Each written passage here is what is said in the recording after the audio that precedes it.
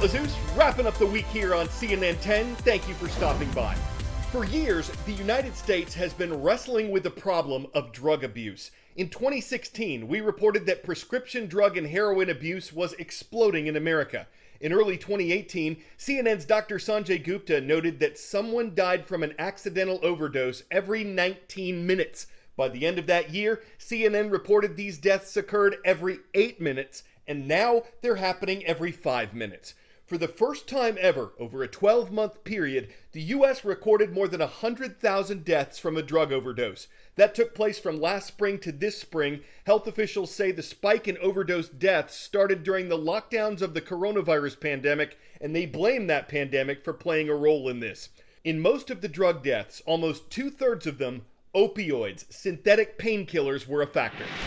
This has been an issue long before the pandemic, but it is clear that the problem has never been worse. And I want to break it down a little bit for you. First of all, the numbers that you see on the screen reflect a one-year period, as you mentioned, between April of 2020 and April of 2021, right in the middle of this pandemic. More than 100,000 people have died of drug overdoses. And to give you an idea, that's a significant increase compared to the year before.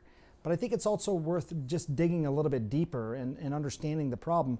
Most of this is from opioids, and most of this is specifically from a type of opioid known as fentanyl. This year alone, DEA has seized enough fentanyl to provide every member of the United States population with a lethal dose. And we are still seizing more fentanyl each and every day. So what exactly is fentanyl? This is an incredibly potent synthetic drug. It's said to be 50 to 100 times stronger than other painkillers. It was developed to help treat cancer patients in severe pain, but it's also been used to cut or be blended with other illegal drugs. Because illicit pills that contain fentanyl are often made to look like prescription pills, some of the people who abuse them don't even know they're taking fentanyl, and it's so potent that it's causing overdoses and deaths. Who's abusing it? Millions. Before the pandemic hit, CNN estimated that more than 10 million Americans ages 12 and older had misused opioids in 2019. We can assume from the new statistics that that's increased over the past year, and the majority of this abuse was of prescription painkillers. So people getting these pills illegally are in greater danger of getting fentanyl-laced drugs. Where are they coming from? The U.S. Drug Enforcement Administration says most of the illegal fentanyl is manufactured in Mexico and then it's smuggled into the U.S. Some of it has also come from India and China. Over the years, several presidents have faced this problem. In 2016, the Obama administration set aside $1 billion to address the drug epidemic, which included heroin and opioids. In 2018, the Trump administration dedicated $6 billion to the fight against opioids.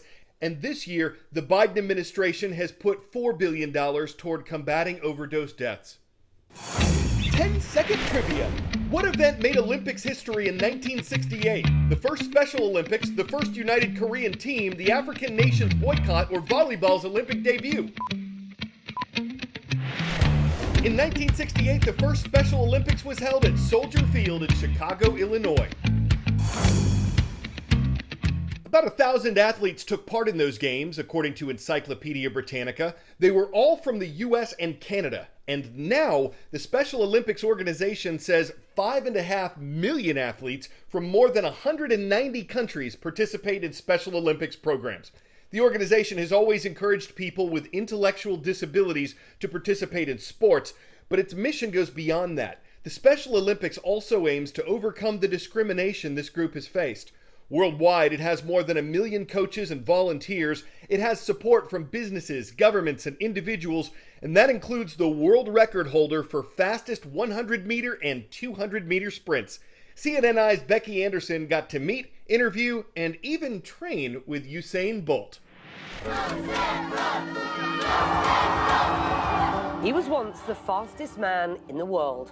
Usain Bolt won 8 Olympic gold medals before retiring in 2017.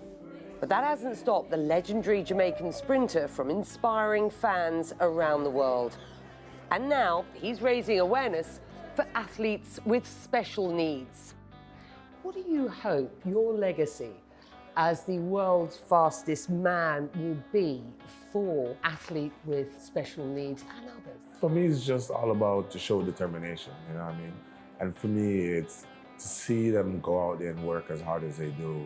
It also inspires me, you know what I mean? To know that they have a disability, but they never give up. They want to be great athletes also. Are you gonna join me in Dubai? Okay. Bolt recently invited Emirati sprinter Hamda Al Hosseini to run with him in a charity race at Expo 2020 Dubai. Hamda has more than 15 Special Olympics medals to her name. When I met Amna, she was very nervous, but for me, it was a big deal to see somebody who overcomes and pushes themselves to be one of the best in the world. Hamda, what does Usain Bolt mean to you? Usain Bolt is my favorite hero because he's the source of my inspiration. Watching him as he broke the records in the 100, 200 meter and others pushed me to achieve more in my sports career. For me, it's just to leave a legacy to prove to people that anything is possible. Don't think limits, all about just hard work and determination. Tell you what, you're going to give me a couple of ideas about what I might do to get myself into shape to be an Olympic athlete. Is that all right? First, stretching is very important. Yeah. You know what I mean? If you don't want to pull anything, trust me, pulling the muscle is no joke. I can't even stand on one leg. That's Next thing you do some drills. You know what I mean? Yeah. Some skipping drills, like there's some skipping drills. Yeah.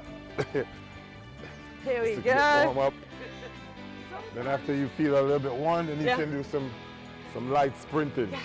Oh yeah, oh yeah, a little bit of light sprinting. You fancy it? You know what I mean? You like go. You know I've clearly been training, right? Yeah, you sprint out. Yeah.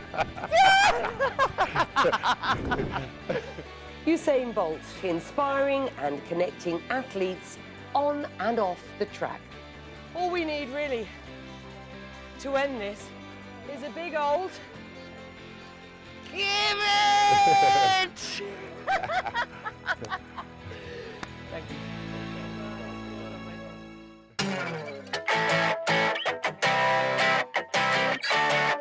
A researcher at Scotland's University of Glasgow says animals can be active users of technology, but do they want to be?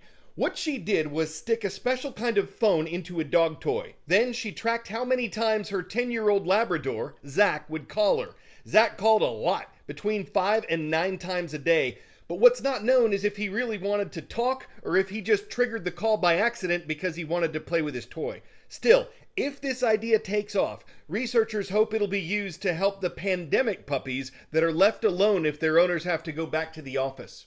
Of course, they'd need a paw set instead of a handset. They'll always be barking into the line. Translation apps for dogs are still pretty rough, and not all of them will think a phone call is a real treat. But hey, at least Zach was the perfect subject. He knew how to work the Labrador receiver. Hey, Fridays are pawsome. It's time for us to scoot, but before we do, we want to recognize the students of Redmond High School. Thank you for watching from Redmond, Oregon. We will be back on the air next Monday and Tuesday before we're off for the Thanksgiving break. So have a great weekend. I'm Carl Azus for CNN.